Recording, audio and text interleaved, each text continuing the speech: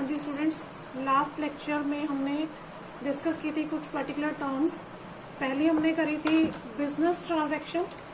Business transaction का मतलब होता है कि फाइनेंशियल ट्रांजैक्शन जिसे हम जो हमारे बिजनेस से रिलेटेड है, जिसे हमें अपनी बुक्स अकाउंट्स की बुक्स में रिकॉर्ड बुक्स ऑफ अकाउंट्स में रिकॉर्ड करना होता है, ठीक है, और जिनकी मनी वैल्यू होती है। प्रॉपराइटर या ओनर कौन है? वो व्यक्ति जो बिजनेस की शुरुआत करता है, जो बिजनेस में कुछ इन्वेस्ट करता है, ठीक है। और प्रॉपराइटर या ओनर जो भी बिजनेस में इन्वेस्ट करता है, चाहे वो इन कैश हो, चाहे वो इन फॉर्म ऑफ एसेट्स हो या फिर गुड्स हो, ठीक है, जो भी इन्वेस्ट करता है वो प्रॉपराइटर की कैपिटल होती है। बिजनेस के लिए ये क्या हो जाती है? लायबिलिटी हो जाती है, ठीक है जी। ड्राइंग्स, प्रोपराइटर अपने पर्सनल यूज के लिए बिजनेस में से कुछ भी विड्रॉ करता है इन फॉर्म ऑफ कैश और इन फॉर्म ऑफ गुड्स, ठीक है, तो वो ड्राइंग्स हो जाती हैं। और इन्हें ड्राइंग्स की वजह से जो कैपिटल होती है वो रिड्यूस हो जाती है ना, क्योंकि वो उसकी कैपिटल में से ही कम किए जाते हैं। फिर हमने बात की थी गुड्स की। गुड्स क्या है? जिस चीज़ का हम बिजनेस कर रहे हैं, जिस चीज़ को परचेज कर रहे हैं सेल करने के लिए, ठीक है, चाहे वो रॉ मटेरियल हो या फिनिश्ड गुड्स हो, वो बिजनेस के लिए गुड्स होती है। जैसे हमने एग्जांपल लिया था स्टेशनरी का, तो स्टेशनरी का जितना भी सामान है वो हमारे लिए क्या हो जाता है? गुड्स हो जाती है। चाहे वो रजिस्टर है, पेन्स है, मार्कर्स है, बोर्ड है, कुछ भी है, वो हमारे बिजनेस के लिए गुड्स की तरह ट्रीट की जाती है। फिर हमने बात की थी एसेट्स की। एसेट्स क्या है? जो भी प्रॉपर्टी बिजनेस अक्वायर करता है, परचेज करता है अपने बिजनेस को चलाने के लिए, ठीक है, डायरेक्टली इनडायरेक्टली वो हमारे बिजनेस में रन करने में हेल्प करती है। तो ये जो एसेट्स होती है ये तीन तरह की होती हैं। फिक्स्ड एसेट्स, फिक्स्ड एसेट्स जो लॉन्ग पीरियड के लिए होती हैं, ठीक है, जैसे लैंड, प्लांट, बिल्डिंग, मशीनरी, ये दो तरह की होती है, टेंजिबल, इनटेंजिबल। जो दिखाई देती है वो tangible, land, plant, machinery, building, जो मैंने आपको एग्जांपल दिया, ये टेंजिबल के हैं। Intangible goods, trademarks, patents, copyrights etcetera, ठीक है। देन आते हैं करंट एसेट्स। करंट एसेट्स क्या है? जिनका शॉर्ट पीरियड होता है, विद इन 12 मंथ्स, जिन्हें कंज्यूम कर लिया जाता है या फिर सेल कर दिया जाता है, डिस्पोज ऑफ कर दिया जाता है, वो हमारी करंट एसेट्स होती है। जैसे cash, cash in hand, cash at bank, stock, debtors, bills receivable etcetera, ठीक है। तीसरी हमारी होती है फिक्टिशियस एसेट्स। वो एसेट्स जो हमारी एसेट्स नहीं है, एसेट्स ना होने के बावजूद भी कुछ समय के लिए हम उन्हें अपनी फिक्टिशियस एसेट की तरह कंसिडर कर लेते हैं, हमारी बैलेंस शीट में एसेट साइड में शो कर देते हैं, क्योंकि ये बिजनेस के कुछ ऐसे एक्सपेंडिचर या लॉसेज होते हैं जिन्हें इमीडिएटली राइट ऑफ नहीं किया जा सकता। धीरे धीरे जैसे जैसे बिजनेस में अर्निंग आती जाती है वैसे वैसे हम इसको राइट ऑफ करते जाते हैं। जैसे हमने इसमें एग्जांपल लिया था एडवर्टीजमेंट का, ठीक है। अब हम इसमें एक एग्जांपल ले लेते हैं। हमारे सपोज हमने डिबेंचर्स इशू किए डिस्काउंट पर, या कंपनी ने अपने शेयर्स इशू किए डिस्काउंट पर, ठीक है, यानी 10 रुपए का शेयर था लेकिन आपको दे दिया 8 रुपए में। लेकिन जब हम आपको रिटर्न करेंगे तो आपको पूरे 10 रुपए यानी हमें 2 रुपए का लॉस हो रहा है, ठीक है। तो उसे इमीडिएटली राइट ऑफ नहीं किया जाता, उसे कई सालों में राइट ऑफ किया जाता है, इसलिए उसे फिक्टिशियस एसेट मान लिया जाता है। फिर हमने बात की थी लायबिलिटीज की। लायबिलिटी को भी हमने 3 हिस्सों में बांटा था, non current, current liability and contingent liability.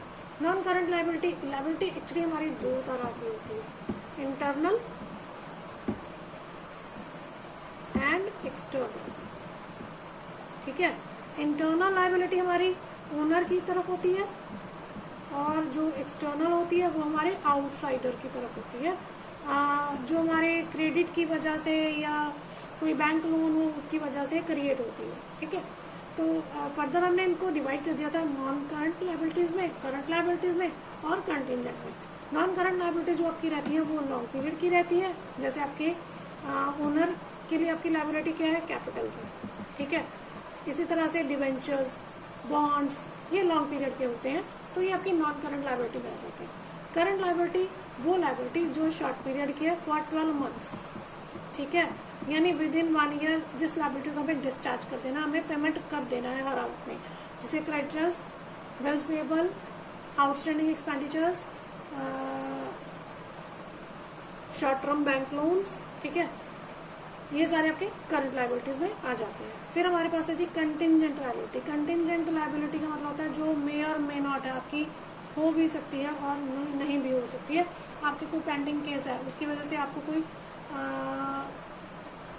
Loss होने वाला है, आपने पहले से ही मान लिया कि आपको लॉस होगा, अगर हम ये केस हार गए तो हमें ये लॉस होगा, तो हमने उसको अपनी बुक्स में एज ए लॉस हमने प्रॉफिट एंड लॉस में डाल दी, जबकि वो हमारा लॉस हुआ ही नहीं। ठीक है, हमें कोई पेमेंट करना ही नहीं है अभी, तो इन फ्यूचर हो सकता है हमें वो लॉस बियर करना पड़े, हो सकता है हमें वो लॉस बियर ना करना पड़े, वो डिपेंड करता है हमारे केस के ऊपर, केस का डिसीजन क्या होगा। तो ये हमारी कंटिंजेंट लायबिलिटी रहती है। ये तो हमने एक रीकैप लिया हमारे लास्ट टॉपिक का। अब हम आगे शुरू करते हैं हमारे टॉपिक को, फर्दर डिस्कस करते हैं। नेक्स्ट पॉइंट हमारा जो है, नेक्स्ट पॉइंट हमारा आ जाएगा जी purchase sale, purchase return, sales return. अभी ये तो सबको पता है कि परचेज क्या होती है।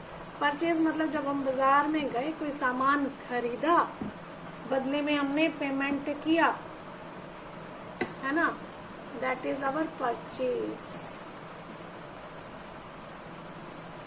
जैसे हम लिखते हैं हमारे अकाउंटिंग में परचेजेस, क्या लिखते हैं, परचेजेस।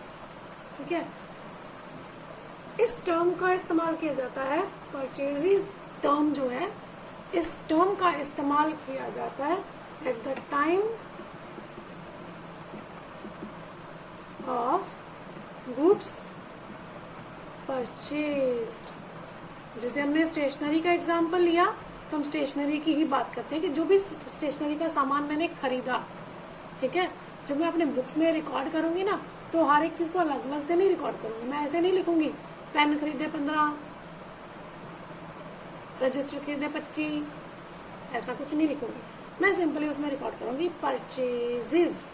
मैं एक वर्ड ले लिया मैंने, परचेजेस, कि मैंने टोटल कितनी अमाउंट का जो सामान है वो परचेज किया। ठीक है, ये परचेज क्यों किया, फॉर रीसेल। जैसे मुझे सेल करना है, जो खरीद के अपने घर में रख लिया, मुझे सेल नहीं करना, उसे परचेज नहीं करेंगे, कहेंगे हम। सपोज मैंने स्टेशनरी की दुकान है, तो मैंने कुछ फर्नीचर खरीदा, कुछ स्टूल खरीदे, कस्टमर आते हैं बैठने के लिए चाहिए, एक काउंटर चाहिए था मुझे, वो काउंटर परचेज किया, कुछ अलमीराज परचेज की, यानी मैंने कुछ फर्नीचर परचेज किया। तो वो मेरे बिजनेस की गुड्स नहीं है, वो मेरे लिए क्या है, फिक्स्ड एसेट्स हैं। ठीक है ना, वो मेरे लिए बिजनेस के लिए क्या है, फिक्स्ड एसेट्स हैं, तो उन्हें परचेज में कंसिडर नहीं किया जाएगा। परचेज में सिर्फ गुड्स को ही कंसिडर किया जाता है जिन्हें हमें सेल करना होता है, फर्नीचर को हमें सेल नहीं करना है। ठीक है, इसमें हम फिनिश्ड गुड्स और मैन्युफैक्चरिंग गुड्स दोनों तरह की चीज़ों को इस्तेमाल करते हैं, यानी इसमें इंक्लूड करते हैं हम लोग, it include finished goods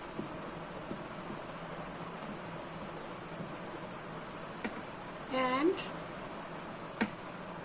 manufacturing, यानी रॉ मटेरियल। दोनों तरह की गुड्स को कंसिडर किया जाता है। मतलब फिनिश गुड्स, स्टेशनरी की दुकान है, तो जो भी सामान खरीदा वो बना बनाया, वो मुझे बनाना नहीं है, तो वो मेरी फिनिश्ड गुड्स है, बनी बनाई है, जिसे मुझे खरीद कर आगे बेचना है। लेकिन अगर फॉर एग्जांपल मेरी बेकरी है, तो वहाँ पे मैं रॉ मटेरियल लेके आती हूँ सामान। जैसे सपोज ब्रेड बनती है, उसके लिए मुझे मैदा चाहिए, उसमें मैदे में कुछ और सामान डाला जाता है जिससे वो ब्रेड बनाई जाती है। ठीक है, तो ये सारी चीज़ों को, उसमें थोड़ा सा नमक डलता है, थोड़ा इनो डलता है, जो भी सामान इसमें डाला जाता है वो सारा सामान जो है वो रॉ है, उससे हमें मैन्युफैक्चर करनी है ब्रेड। ठीक है, ब्रेड बनानी है, तो रॉ मटेरियल को भी परचेजेस में कंसिडर किया जाता है, यानी वो भी बिजनेस के लिए गुड्स ही रहती हैं। अगर मैन्युफैक्चरिंग बिजनेस है तो रॉ मटेरियल जो है वो आपकी गुड्स रहेंगी, और अगर आपका आप फिनिश्ड प्रोडक्ट्स, बने बनाए प्रोडक्ट्स खरीद कर बेचते हो, तो फिनिश्ड गुड्स आपकी जो है वो परचेजेस मानी जाती है। ठीक है, और फिर इसमें हम इंक्लूड करते हैं cash and credit. Cash and credit दोनों तरह से, चाहे आपने कैश परचेज किया है, चाहे आपने क्रेडिट परचेज किया है। ठीक है, मान लो आपने कुछ सामान कैश परचेज किया, सपोज आपने टोटल 1 लाख का सामान परचेज किया। ठीक है, टोटल आपने 1 लाख रुपए का सामान परचेज किया, तो ये आपकी टोटल परचेज होगी, परचेजेस, हम इसे क्या कहेंगे, परचेजेस। लेकिन इसमें आपने कैश पे किया सिर्फ 60,000, ठीक है। इसका मतलब बाकी आपका क्या है, पेंडिंग है अभी कितना, 40,000, 40,000 अभी आपका क्या है, पेंडिंग पड़ा है, जो अभी आपने पे नहीं किया है। तो टोटल हमें तो टोटल लेना है, टोटल परचेज हमारा कितना हुआ, 1 लाख का, चाहे वो कैश हो या क्रेडिट हो, इससे हमें कोई लेना देना नहीं है। हालांकि हम रिकॉर्ड करेंगे कि हमने कैश कितना लिया और क्रेडिट अभी हमारा कितना ड्यू है, क्योंकि हमें ये भी याद रखना जरूरी है कि हमने कितना पैसा अभी देना है।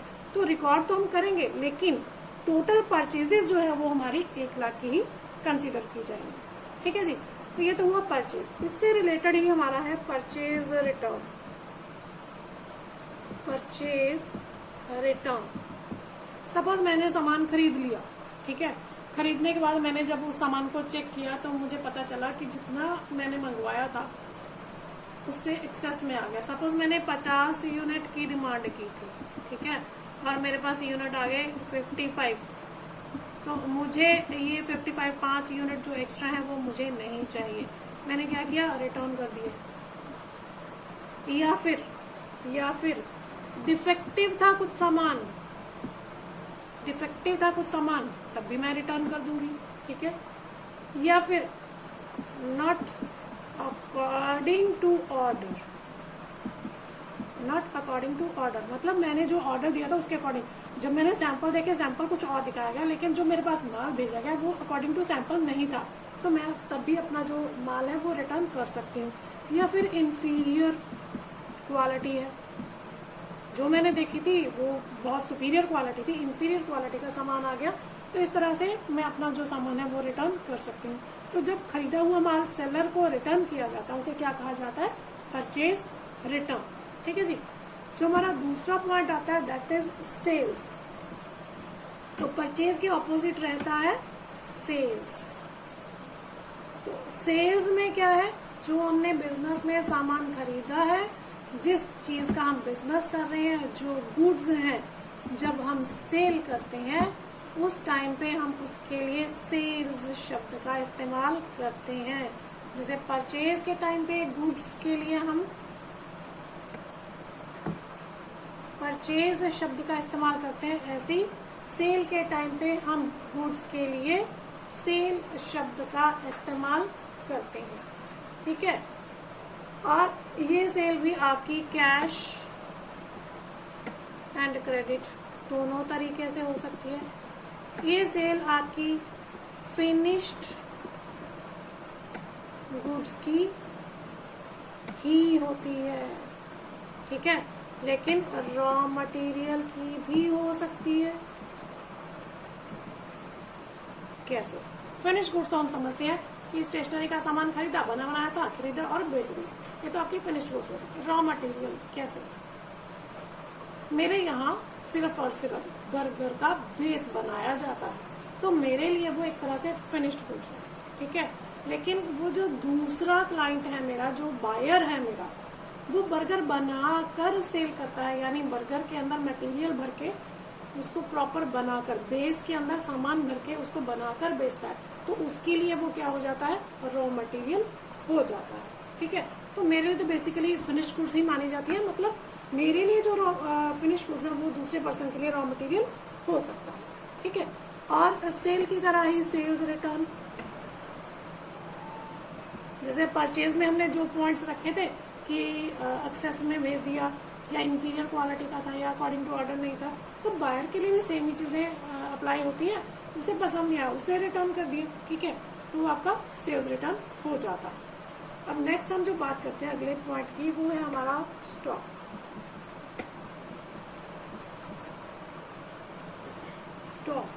स्टॉक मतलब अनसोल्ड और अनयूज्ड गुड्स, ठीक है, अनसोल्ड और हम कह सकते हैं अनयूज्ड, जिन्हें हमने अभी यूज नहीं किया है, हमारे पास पड़ी है, तो वो हमारे लिए क्या हो जाता है, स्टॉक हो जाता है, ठीक है। स्टॉक को इन्वेंट्री भी कहा जाता है, इन्वेंटरी, INVENTORY, इन्वेंट्री भी कहा जाता है, ठीक है। और ये स्टॉक ओपनिंग एंड क्लोजिंग दो तरीके से होता है। कैसे? सपोज मैंने बिजनेस शुरू किया 1 जनवरी 2018 में, ठीक है। मैंने बिजनेस शुरू किया 1 जनवरी 2018 में। तो शुरुआत में तो मेरे पास कुछ नहीं था, मैंने सामान परचेज किया, ठीक है। परचेज किया सपोज 1 लाख का, और साल के एंड में जब मैंने कैलकुलेशन किया 31 दिसंबर आया 2018, ठीक है। तो मैंने देखा कि मेरे पास कितना सामान अभी पड़ा है, पेंडिंग पड़ा है। तो मैंने देखा जो मेरे पास सामान अभी पड़ा था वो 1 लाख का मैंने परचेज किया था, जिसमें से मेरा 95,000 का कंज्यूम हो गया, 5,000 का स्टॉक अभी पड़ा है। तो ये मेरे लिए, क्योंकि साल के एंड में है, ये क्या हो गया? क्लोजिंग स्टॉक, ठीक है। और यही स्टॉक 1 जनवरी 2019 को ओपनिंग हो जाएगा। ओपनिंग स्टॉक ₹5,000, ठीक है। मतलब साल की शुरुआत में है तो आपका ओपनिंग स्टॉक है, और साल के एंड में है तो आपका क्लोजिंग स्टॉक है, ठीक है जी। नेक्स्ट जो हमारा पॉइंट है जी, वो है जी हमारे बिजनेस है तो हमने क्रेडिट की बात की, क्रेडिट परचेज भी किया, क्रेडिट सेल भी किया। तो अगर हम क्रेडिट सेल करते हैं, यानी हमने माल बेचा, ठीक है। सपोज हमने 1 लाख का माल बेचा, ठीक है जी। सपोज हमने 1 लाख का माल बेचा, ये हमने सेल किया, ठीक है। जिसमें हमारे पास कैश आया 80,000 का,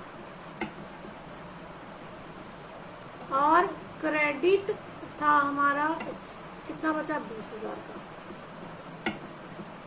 इसका मतलब ये 20,000 हमें नहीं मिले, हमने लेने हैं। यानी ये जिन बंदों से हमने लेने हैं वो हमारे क्या बन जाते हैं? डेटर्स। क्या बन जाते हैं हमारे? डेटर्स। लिखा मैंने DEBTORS है, डेब्टर लिखा है, लेकिन भूला जाता है डेटर, ठीक है। डेटर वो पर्सन है, a person who owes amount to business, who owes amount to business, जिसने बिजनेस को कुछ देना है, कोई अमाउंट देनी है, कोई पैसे देने हैं। अगेंस्ट, किसके against? Against credit sale. Credit sale के अगेंस्ट उसने कुछ सामान परचेज किया हमसे उधार में, और उसने हमें पेमेंट करना है। किसका? सेल किसका किया? ऑफ गुड्स और सर्विसेज। सर्विसेज का मैंने आपको कल भी एग्जांपल दिया था कि सपोज मैं आपकी होटल्स की बुकिंग कराती हूँ, तो आप सपोज यहाँ से दिल्ली गए, वहाँ जाके आपको ध्यान में आया जब रेलवे स्टेशन पहुँचे, यार होटल की बुकिंग तो कराई नहीं, तो आपके पास मेरा कॉन्टैक्ट नंबर था। आपने इमीडिएटली मुझे कॉल किया कि भाई मुझे दिल्ली में 2 दिन के लिए एक होटल में रूम चाहिए, इमीडिएटली मेरा बुक करो और मुझे बताओ कौन से होटल में मुझे जाना है, ठीक है। तो मैंने कहा सर आप हो कहाँ? तो उन्होंने कहा मैं तो दिल्ली में हूँ। मैंने कहा जी मुझे पेमेंट कैसे करोगे आप? ऑनलाइन पेमेंट करोगे? कहते जी ऑनलाइन तो मैंने कभी यूज़ नहीं किया, मैं वापस आऊँगा तो आपको पेमेंट कर दूँगा, ठीक है। आप विश्वास करिए मेरा, मैं वापस आकर आपको पेमेंट कर दूँगा। अब वो मेरा रेगुलर कस्टमर था तो मैंने उस पर विश्वास किया, ठीक है, और उसके लिए होटल बुक किया, उसको इन्फॉर्म कर दिया कि आपका ये होटल है, वहाँ चले जाओ। तब यहाँ पे मैंने उससे पैसे नहीं लिए, लेकिन उसने मुझे पेमेंट करना है, मैंने उसको सर्विस प्रोवाइड की, बदले में उसे मेरे को अमाउंट पे करना है। तो उस व्यक्ति को क्या कहा जाता है? डेटर कहा जाता है। और जो अमाउंट ड्यू है, ये जो अमाउंट ड्यू है, इसे क्या कहा जाता है? डेट। DEBT बोलने में डेट आता है, लेकिन लिखा डेब्ट जाता है, DEBT, ठीक है। बी साइलेंट है, तो इसे बोला क्या जाता है? डेट, ठीक है। तो ये थे हमारे क्रेडिटर, डेटर्स। सॉरी, अगर डेटर्स हैं तो हमारे क्रेडिटर्स भी होंगे, क्योंकि बिजनेस है ना। अगर डेटर्स हैं, अगर हमारे देनदार हैं, तो हमारे लेनदार भी तो होंगे ना भैया। क्रेडिटर्स, ये क्रेडिटर्स क्या होंगे? ये क्रेडिटर्स क्या होंगे हमारे? A person to whom amount is owing, जिसको हमने पैसा देना है, जो हमारा लेनदार है, किसके अगेंस्ट? Against credit purchase. हमने उधार माल खरीदा है और हमने उसको पैसे देने हैं, तो वो हमारा क्या हो जाता है? क्रेडिटर। ठीक है, तो ये हमारा डेट नहीं होता है, ये हमारी लाइबिलिटी होती है। ठीक है, हाँ, उसके लिए जो हमारा जो कस्टमर है उसके लिए वो क्या हो जाती है? सप्लायर जो है उसके लिए ये डेट हो जाता है और हमारे लिए ये लाइबिलिटी बन जाती है। ठीक है जी, तो ये था हमारा क्रेडिटर्स। अब हम अगली बात करते हैं। अभी तक हमने डिस्कस किया purchase, sales, stock, purchase return, sale return, debtors, creditors. ठीक है, अब हम अगला पॉइंट जो डिस्कस करते हैं,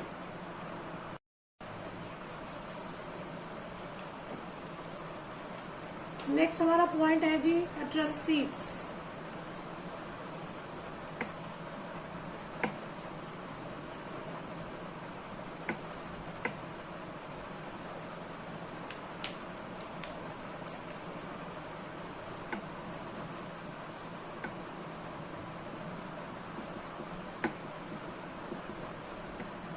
मार्केट में सामान खरीदने जाते हैं, ठीक है, तो आपको एक वो स्लिप दी जाती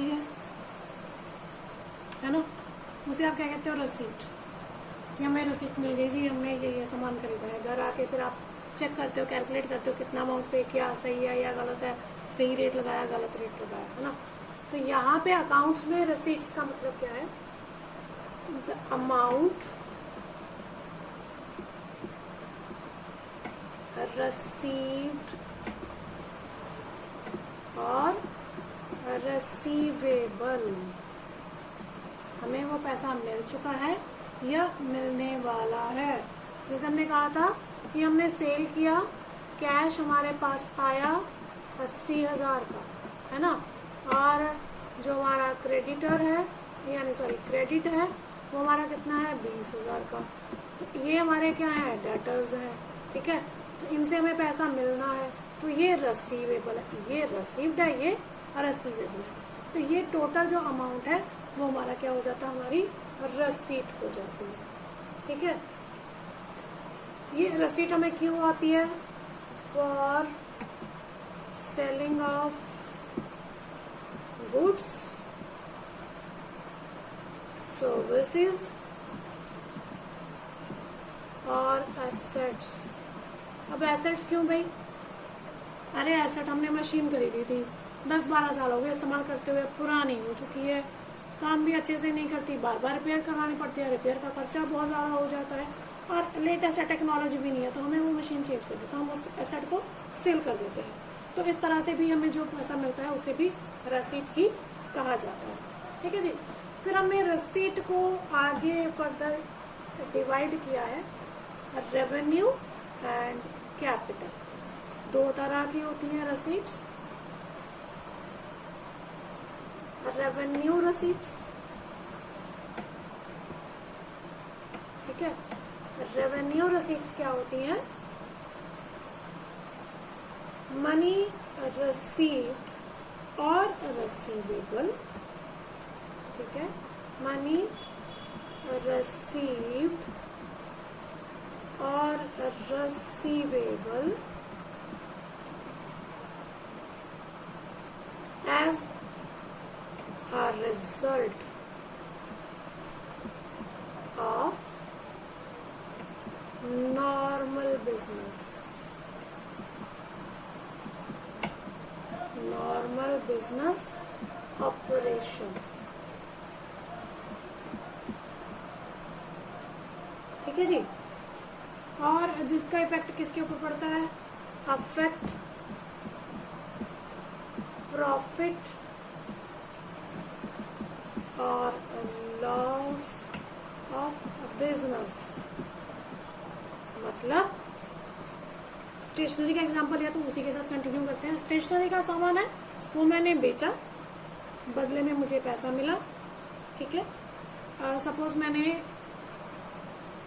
10,000 का माल था, वो मैंने 12,000 में बेच दिया, ठीक है, तो मुझे 2,000 का प्रॉफिट हुआ।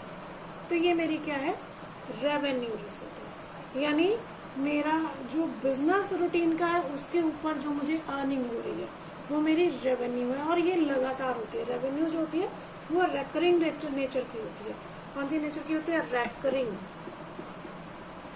यानी जो बार बार रिपीटेडली हमें इनकम होती रहती है, क्योंकि हम तो सेल सामान बेचते रहेंगे और हमें पैसा मिलता रहेगा, हमें प्रॉफिट या लॉस बिजनेस में होते रहेंगे। लेकिन जो दूसरा है हमारा कैपिटल, ये जो कैपिटल रसीट होती है ये नॉन रेकरिंग नेचर की होती है। नॉन रेकरिंग, ये नहीं रिपीटेडली नहीं होती है। ये जो होती है हमारी, ये ऐसा नहीं है कि जो हमारा नॉर्मल बिजनेस है उससे हमें जो इनकम हो रही है उसको हम मानते हैं। ये कभी कभी होती है, कभी कभी किन एक्टिविटी से होती है, as a result of financing activities. Financing activities जैसे कि मैंने कहा था आपको कि मशीन पुरानी होगी और हमने सेल कर दी, ठीक है। सपोज 10 साल बाद मेरी एक मशीन है जो पुरानी होगी, ठीक है, उसकी कीमत मेरे अकॉर्डिंग मुझे लगता है मैं उसे बाजार में अगर सेल करूं तो वो मेरी 10,000 की सेल होगी, क्योंकि मेरी बुक्स में उसकी वैल्यू जो है प्रेजेंटली 10,000 की शो हो रही है, ठीक है। और जब मैंने उसको मार्केट में डीलिंग किया, ऐसा तो ना मैं ऐसे बोलूँगी 10,000 दे भी ले लो कि खरीद लो, ठीक है, थोड़ा बार्गेन करेंगे, जो 15,000 की बेची है, बोला कितने की लेते हो, तो मेरी डीलिंग जो होती है वो डिसाइड होती है 12,000 रुपये पर। इसका मतलब मुझे जो है 2,000 का प्रॉफिट हो रहा है। या अगर वो 10,000 की है और मेरी डील फाइनल होती है 8,000 की और मुझे लगता है यार बेचो, चल गंद निकलूंगा, तो मुझे क्या हो रहा है, 2,000 का लॉस हो रहा है, ठीक है। तो इसका इफेक्ट हमारे प्रॉफिट या लॉस पर तो जा रहा है, लेकिन ये इनडायरेक्ट हमारी इनकम है, ये डायरेक्ट इनकम नहीं है, ये उस बिजनेस से नहीं है जो हमारा रूटीन में हो रहा है। ये तो हमारी मशीन रोज रोज तो खराब नहीं होगी और रोज रोज पुरानी नहीं होगी, रोज रोज हम उसे सेल नहीं करेंगे, तो कभी ही कोई एसेट, फिक्स्ड एसेट जो वो सेल की जाएगी तो उसके ऊपर हमें प्रॉफिट या लॉस होगा। तो ये इस तरह की जो हमारी रसीट है वो हमारी क्या हो जाती है, कैपिटल रसीट हो जाती है, ठीक है। तो अब जैसे हमारी रसीट्स हैं वैसे ही हमारी पेमेंट्स भी होती है, एक्सपेंडिचर्स जिसे हम कहेंगे एक्सपेंडिचर्स, है ना। तो अब हम बात करते हैं एक्सपेंडिचर्स की।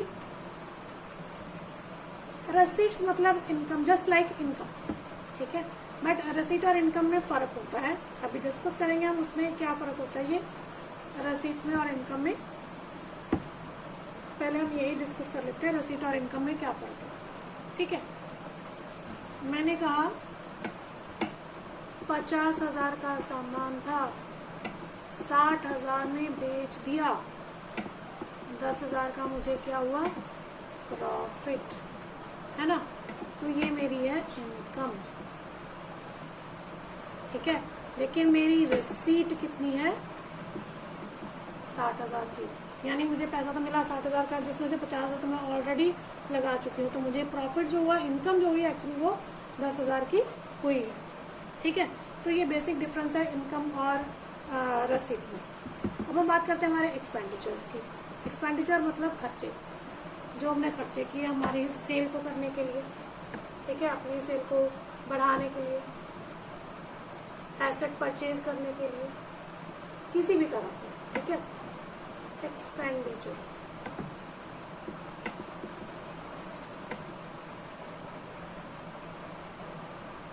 अमाउंट स्पेंट, अब हम इसे यूज कर रहे हैं, अमाउंट स्पेंट फॉर अक्वायरिंग यानी परचेज, अक्वायर करना मतलब परचेज करना। एसेट्स, गुड्स और सर्विसेज, ठीक है। जो खर्चा, जो अमाउंट हमने यूज़ कर दिया, खर्च कर दिया किसी एसेट को परचेज करने के लिए, गुड्स परचेज करने के लिए, या कोई सर्विसेज हासिल करने के लिए, ठीक है। जैसे हमने सपोज फिक्स्ड एसेट परचेज करनी है, मशीनरी परचेज करनी है, तो हमने उसके लिए कोई एजेंट हायर किया। हमने उस एजेंट को बोला कि हम तुझे कमीशन देंगे, आप हमें कोई अच्छी सी बढ़िया सी जो मशीनरी है वो दिलवा दो, ठीक है। तो ये जो हमारा कमीशन है, जो हमने एसेट परचेज करनी है उसके ऊपर जो हम खर्चा करेंगे वो तुम्हारी पेमेंट है, ठीक है। लेकिन जो हमने एक्स्ट्रा पेमेंट किया, जो कमीशन हमने उस एजेंट को दिया, वो हमारा एक्सपेंडिचर है, ठीक है। अब एक्सपेंडिचर को भी हमने रिसीट की तरह दो हिस्सों में बांटा है, capital expenditure and revenue expenditure. Same चीज़ है, कैपिटल एक्सपेंडिचर जो होते हैं वो to acquire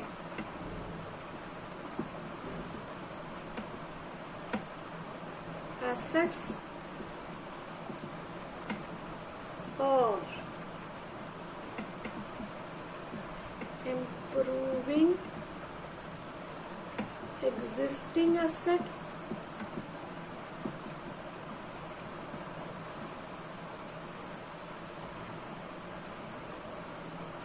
for increase the earning capacity, increase the earning capacity, यानी जिसका हमें हम ये कह सकते हैं, जिसका हमें लॉन्ग टर्म बेनिफिट कह सकते हैं, लॉन्ग टर्म बेनिफिट, ठीक है। वो हमारी कैपिटल एक्सपेंडिचर होते हैं। जैसे मैंने आपको बताया कि मैंने मशीनरी के लिए एजेंट को कमीशन दिया, वो मेरा कैपिटल नेचर का। बार बार हर रोज़ तो मैं कमीशन खरीदूंगी नहीं, और हर रोज़ मैं उसका कमीशन पे नहीं करूंगी, वो एक ही बार दिया है, ठीक है। इसका मतलब ये क्या है, नॉन रेकरिंग नेचर का है, नॉन रेकरिंग नेचर का है, ठीक है ना। बार बार नहीं पे किया जाता इस तरह के एक्सपेंडिचर को। ये एक्सपेंडिचर हम क्यों करते हैं, कोई एसेट परचेज करने के लिए, या फिर हमारी ऑलरेडी कोई एसेट है, तो हमें पता चला कि अगर हम सपोज मेरे पास कंप्यूटर है, ठीक है, और मेरे पास मैं विंडोज 7 पे काम कर रही थी, लेटेस्ट टेक्नोलॉजी आ गई, मुझे पता चला कि अगर मैं अपना जो कंप्यूटर है इसे अपडेट करा लूँ, इसमें विंडो 10 अपलोड करा लूँ, तो मेरा कंप्यूटर फास्ट हो जाएगा और मुझे उसका बेनिफिट ज़्यादा मिलेगा, ठीक है। यानी लॉन्ग पीरियड के लिए मुझे उसका बेनिफिट मिलेगा। लेकिन वो खर्चा एक बार होगा ना, विंडो तो एक बार ही इंस्टॉल की जाएगी ना, बार बार तो इंस्टॉल नहीं ना की जाएगी। आज विंडो 10 करा ली, कल विंडो 9 करा ली, परसों 8 करा ली, बार बार नहीं ना करेंगे चेंज, एक ही बार करेंगे, कहीं काफ़ी समय तक उसे हम यूज़ करेंगे। तो ये इस तरह के जो हमारे खर्चे होते हैं वो नॉन रेकरिंग होते हैं और उन्हें कैपिटल कहा जाता है, कैपिटल नेचर के एक्सपेंडिचर कहा जाता है। जो दूसरे आते हैं वो हमारे होते हैं रेवेन्यू।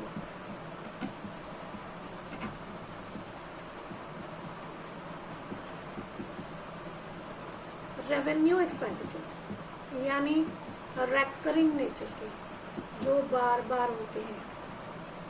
जैसे आपका हो गया हम कहेंगे हमने बिल्डिंग रेंट पे ले रखी है, ठीक है, हर महीने उसका रेंट जाएगा। या फिर हम ये कहें कि हम सामान खरीदते हैं, तो सामान को लाने के लिए हमें लोडिंग अनलोडिंग करनी पड़ती है, यानी ट्रक में सामान लदवाना और उसे निकालना, उसके लिए हमें खर्चा करना पड़ता है, लेबर बुलानी पड़ती है, तो उसको पेमेंट करना पड़ता है, ठीक है। ट्रांसपोर्टेशन के खर्चे करने पड़ते हैं, ट्रक से लेके आएंगे तो ट्रांसपोर्टेशन का खर्चा करना पड़ेगा, ठीक है।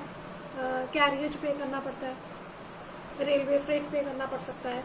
तो क्योंकि ये हमारे बिजनेस से, रेगुलर ऑपरेशन से रिलेटेड है, तो ये हमारे रेवेन्यू एक्सपेंडिचर कहे जाते हैं। इसके अलावा हमारा जो एक्सपेंडिचर है वो एक तरह का और होता है, deferred revenue.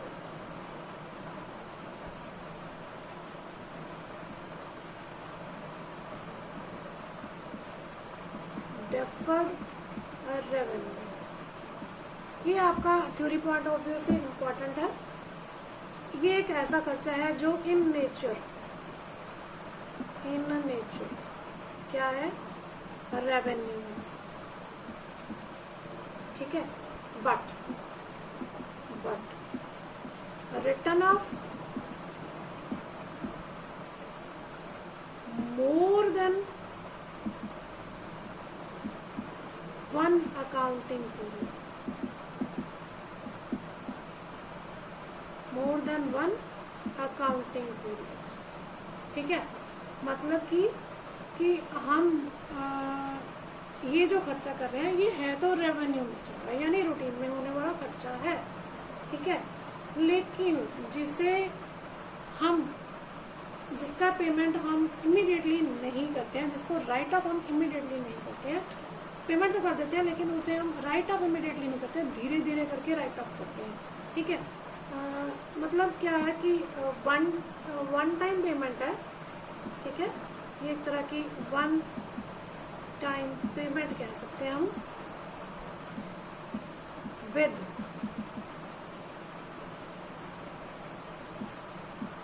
Long time benefit, ठीक है। फॉर एग्जाम्पल हमारा सिनेमा हॉल है, ठीक है। उसमें हमारे एक स्क्रीन में हमारी 50 सीटें हैं, ठीक है। हमारा सिनेमा हॉल बहुत अच्छा चलता है, बहुत इनकम होती है हमें, तो हमें लगा कि अगर हम अपनी एक स्क्रीन में अपनी सीट्स बढ़ा दें, 50 की जगह 60 कर दें, 10 सीट और बढ़ा दें तो उसका हमें और बेनिफिट मिलेगा। तो हमें उसके लिए खर्चा करना पड़ा, लेबर बुलानी पड़ी, चेयर्स खरीदनी पड़ी, मटेरियल खरीदना पड़ा, तो वो सारे खर्चे हमें करने पड़े। तो ये सारे खर्चे हमारे तकरीबन मान के चलिए कि 2 लाख रुपए का हमारा खर्चा हो गया, ठीक है। अब हमारा खर्चा तो हमने एक टाइम पे किया, हमने 2 लाख रुपए पे किया, ठीक है। हफ्ते में हमने उसकी सीट्स जो है वो नहीं करवा दी, यानी 50 है वो उसकी कैपेसिटी जो हमने 60 में कन्वर्ट कर दी। अब ये जो हमने 10 चेयर्स एक्स्ट्रा लगवाई हैं उसका बेनिफिट हमें लॉन्ग पीरियड के लिए मिलेगा, लेकिन ये जो 5 लाख का या 2 लाख का या जितना भी आपका खर्चा हो वो आप इमीडिएटली राइट ऑफ नहीं करते, उसको जैसे जैसे इनकम होती जाएगी उस इनकम में से आप उसे धीरे धीरे करके राइट ऑफ कर देते हो। मान लो आप मान लेते हो कि हमें इस खर्चे को 10 साल में राइट ऑफ करना है, ठीक है। तो सपोज आपका 3 लाख का खर्चा हुआ, तो 10 साल में 3 लाख को डिवाइड कर दो तो आपका कितना हो जाता है 30,000, यानी हर साल आप 30,000 राइट ऑफ करोगे। तो बाकी का जो आपका खर्चा है वो आपकी एक तरह से फिक्टिशियस एसेट बन जाएगी जिसे हम धीरे धीरे राइट ऑफ करेंगे। तो इस तरह के जो खर्चे होते हैं हालांकि वो है रेवेन्यू नेचर के, क्योंकि हमारे बिजनेस ऑपरेशन से रिलेटेड है, बट इन्हें राइट ऑफ धीरे धीरे किया जाता है, इसलिए क्योंकि इसका बेनिफिट हमें लॉन्ग पीरियड के लिए मिलता है, इसलिए हम इन्हें क्या कहते हैं, डेफर्ड रेवेन्यू एक्सपेंडिचर।